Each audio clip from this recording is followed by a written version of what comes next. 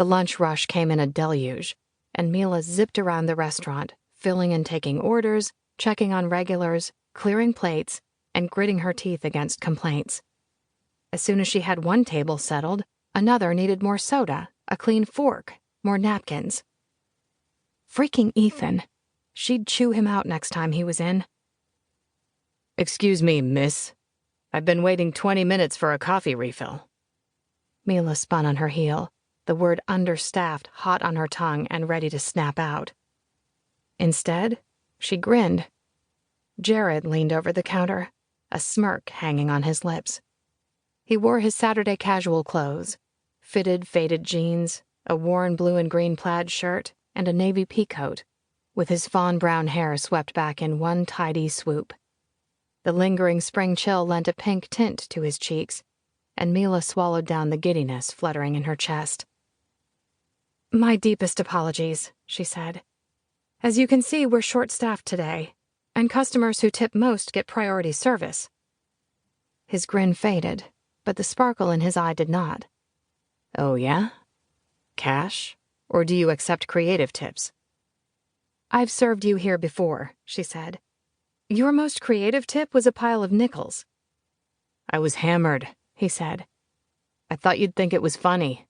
I mean, I had to go out of my way to collect nickels from everyone in the restaurant for that gag. No props for effort?"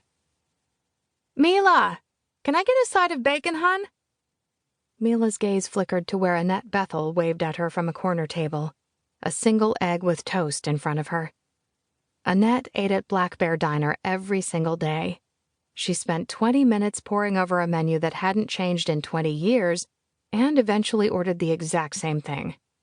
As soon as the egg and toast were delivered, she remembered she wanted something else.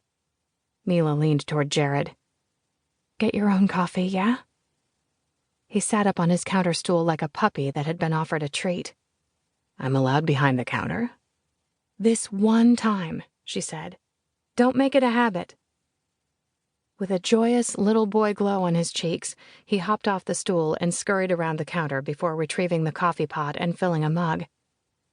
"Kirkland, fill me up, will ya?" Jared shot Mila a see-what-you-started grin and poured dark roast brew into the customer's waiting mug. He shed his coat, tossed it under the counter, and filled another coffee cup, and another.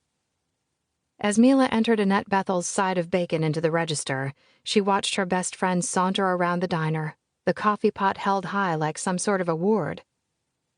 He rolled up his sleeves and continued his rounds, leaning over tables, his shiny white teeth gleaming and drawing smiles from waiting customers. No wonder he'd gone into sales. Even tables with full mugs waved him over to chat. Mila jotted down orders on her notepad, but her eyes drifted back to Jared. The prickly mood in the diner shifted with his presence. Each table he visited lightened somehow, and as the carafe emptied, he slipped behind the counter and set to work making a fresh pot. "Hey," she said, sidling up next to him. Something crackled between them, sparking like drops of water on a hot griddle. He'd been her best friend for as long as she could remember, and yet the air thickened between them lately in ways it never had before. Well, at least before they'd almost kissed. No, they hadn't almost kissed. She'd been sun-drunk and happy after their day at the lake, and he'd offered to walk her home. And for the first time in their friendship, she'd wondered, what if? She'd always pitied other women for falling so shamelessly at his feet. And then when he turned all that deep, soulful attention on her, she'd melted like caramel. "Get out of my way," his voice teased as he reached around her to grab a coffee filter. The soft skin of his forearm brushed her elbow, and she inhaled sharply. Was she imagining things? Or did he go out of his way to touch her? She couldn't remember what life had been like with him before that day at the lake. "Do you even know how to do that?" she asked. "Mr. Nespresso?" He raised a single eyebrow as he fit the filter into the machine and filled it with grounds. "You forget I worked that summer at McDonough's Bakery." Laughter shot past her lips. "That's right.